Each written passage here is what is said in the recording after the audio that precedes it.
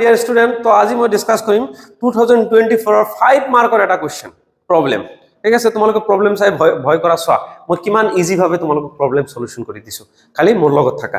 চোৱা কোৱেশ্চনটো কি কৈছে, draw a series LCR circuit connected to a variable frequency 230 volt source L equal to 5 Henry, C equal to 80 microfarad and R equal to 40 ohm.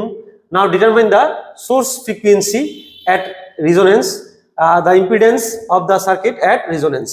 So Assamese medium to same কথাই কৈছে। Question to কৈছে যে এটা draw কৰিব দিছে, কি draw কৰিব দিছে, LCR circuit ড্ৰ কৰিব দিছে, LCR circuit।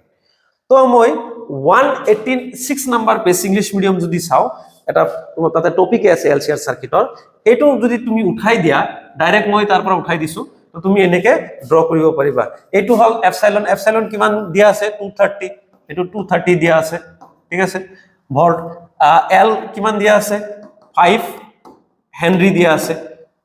তাৰ পিছত C hall 80 microfarad and R কিমান দিয়া আছে, R হল 40 ওম। ঠিক আছে, 40 ওম আছে। ওকে, এইখিনি তুমি কি কৰিব পাৰা, ড্ৰ কৰি দিবা, লিখি ড্ৰ কৰি দি দিবা। নেক্সট পইণ্টত কি কৈছে যে সোৰ্স ফ্ৰিকোয়েন্সি ফাইন্ড কৰিব দিছে। সোৰ্স ফ্ৰিকোয়েন্সি ফাইন্ড কৰাৰ কাৰণে আমি এটা প্ৰসেস ফলো কৰিব লাগিব।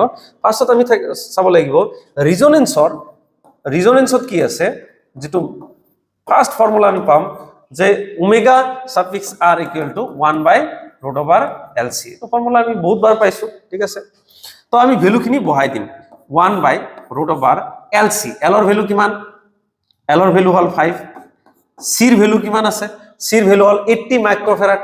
আচ্ছা, মই ইয়াতে লিখি দিছো যে C ইকুয়াল টু কিমান আছে 80 মাইক্রোফ্যারাড। তো আলটিমেটলি কিমান হ'ব 80 * 10⁻⁻6 ফ্যারাড।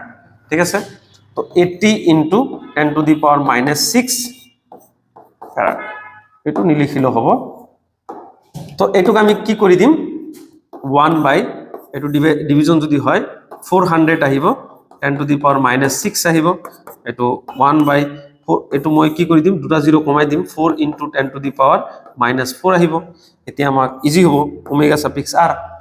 তো ultimately omega suffix r equal two আহিব তোমাৰ 1/2 * 10⁻⁻2। এইখিনিতো বুজি পোৱা, √ওভাৰ তো কৰি দিছো, √ওভাৰটো ভাঙি দিছো। সো ওমেগা সাফিক্স r এটু 10⁻2 তলত আছে, ওপৰত গলে কিমান হ'ব 10 স্কয়ার হ'ব। 10 স্কয়ার মানে কিমান 100, 10 square by 2 that is 100/2, that is omega suffix r equal to 50 radian per second. ঠিক আছে, এইখিনি আমি পালো। এতিয়া আমি চাম সোর্স ফ্রিকোয়েন্সিটো কিমান হ'ব। তো এটো রিলেশন, এটো তুমি যদি এইখিনি তাৰ কাৰণে এই প্ৰবলেমটো সলভ কৰি আছো যে তাৰ কাৰণে তুমি বেসিক থিওৰিখিনি জানিব লাগিব। যদি থিওৰি একেবাৰে নাজানা তেতিয়াহলে প্ৰবলেম সলিউশনত অলপ প্ৰবলেম হয়। ঠিক আছে, প্ৰবলেম সলিউশনত অলপ প্ৰবলেম হয়। ওকে, তো আমি আৰু এটা ৰিলেশন জানো, কি জানো যে omega equal to twice omega suffix r equal two twice পাই নিউ সাফিক্স r। r মানে এটা ৰিজনেন্সৰ কাৰণে কৈছে।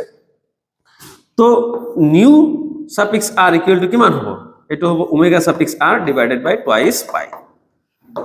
আচ্ছা, তো new suffix r equal two omega suffix r ৰ ভ্যালু কিমান আছে 50, আৰু টুৱাইস পাই তো টুৱাইস পাই হ'ব। তো এটু আমি 25/পাই কৰিম, 25/পাই একেলগে কৰিলে হয় 3.14 মই ভাগে ভাগে কৰি দিছো নিউ সাফিক্স r। তো নিউ সাফিক্স r এপ্ৰক্সিমেটলি কিমান ওলাব যায় কেনে তোমাৰ 7.96 ওলাব এপ্ৰক্সিমেটলি, ইমান হাৰ্জ আহি যাব, ফ্ৰিকোয়েন্সি হাৰ্জ আহি যাব। নেক্সট কোয়েশ্চন কি কৈছে ইম্পিডেন্স বা মুঠ প্ৰতিৰোধ। মুঠ প্ৰতিৰোধৰ কাৰণে সেকেন্ড মুঠ প্ৰতিৰোধ বা ইম্পিডেন্সৰ কাৰণে ফর্মুলা কি আছিল, যে এইটো ফর্মুলা আমি অলরেডি জানো z equal to r square plus xl minus xc whole square. ঠিক আছে, এইটো ফর্মুলা সিম্পল ফর্মুলা হয়। যে রিজনেন্সত কি হয়, রিজনেন্সত কি হয়, অনুনাদত কি হয় যে xl ইকুয়াল টু কি হয় xc হয়। xl ইকুয়াল টু xc হলে এই গোটেই ভ্যালুটো কি হৈ যাব, এইখিনি ভ্যালু কি হৈ যাব xl minus xc whole square to কি হৈ যাব 0 হৈ যাব। 0 হৈ গলে z ইকুয়াল টু কিমান হ'ব √r স্কয়ার থাকিব। তো z ইকুয়াল টু কিমান আহিব r আহিব। তো z ইকুয়াল টু যদি r আহে তো z ইকুয়াল টু আমি কিমান লিখিব, z equal to r, r মানে কিমান 40 ওম। ঠিক আছে, এইখিনি আমাৰ আনসাৰ হৈ যাব 40 ওম। তো এইখিনি কৰিলে তুমি কিমান পাই যাবা 5 মাৰ্ক পাই যাবা। তো প্ৰব্লেম লৈ ভয় কৰিব নালাগে, প্ৰব্লেমক ফেচ কৰা, তুমি শিকিবা আৰু সব চাই ইণ্টাৰেষ্টিং ফিল হয়। থিওৰি পঢ়াতকৈ প্ৰব্লেম যেতিয়া সলভ কৰা তেতিয়া এটা মানে মেণ্টেল ছেটিছফেকশ্যন আহে, মোৰ পাৰ্চনেলি আহে, মই তোমালোকৰ লগত শ্বেয়াৰ কৰিছোঁ। তো ট্ৰাই কৰিবা মেক্সিমাম প্ৰব্লেম সলভ কৰিবৰ কাৰণে। আশা কৰোঁ সবে বুজি পাইছা। Thank U.